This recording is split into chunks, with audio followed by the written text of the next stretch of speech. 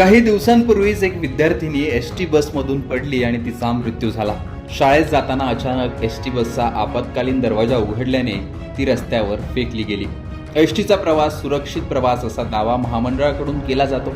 अर्धे तिकीट मोफत प्रवास योजना करून सरकारनेही जाहिराती केल्या आणि मतं देखील मागितली। एसटी चालक वाहकांनी आंदोलन करून पगारवाढ घेतली।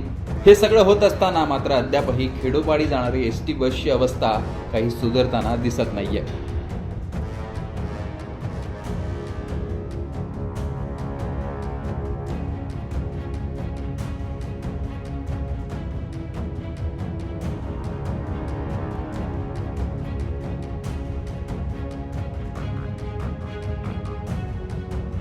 चोपडा आगारातील या बस आहेत। अशा अनेक बस राज्यातील बहुतेक आगारात दुरावस्थेत आहेत, ज्यांचा प्रवास करण्यासाठी वापर केला जातो।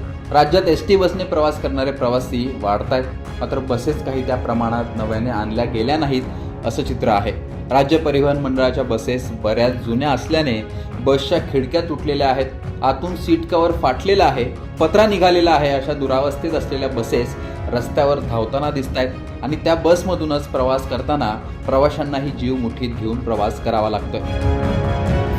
एसटीची अवस्था कशी असते? फार बिकट अवस्था आहे हो। गाड्या काचा तुटलेल्या, शिटा तुटलेले, फाटलेले, घाण केलेली आणि खूप जुन्या गाड्या होऊन गेलेल्या आहेत। खूप जुन्या गाड्या हो।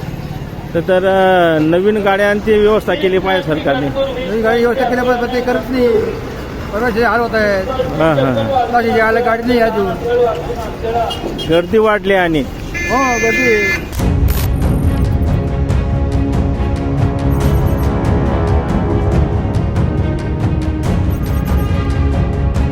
सरकारने परिवहन मंडळाच्या बसेस नवीन आणाव्यात किंवा त्याला दुरुस्त करून पुन्हा त्या सेवेत आणाव्यात अशी मागणी प्रवाशांकडून होताना दिसते।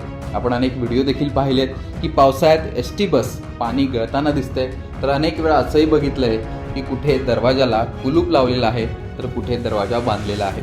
कर्मचाऱ्यांना देखील अशा बस चालवताना तारेवरची कसरत करावी लागणार आहे, याचा विचार सरकारने करावा अशी देखील मागणी होते।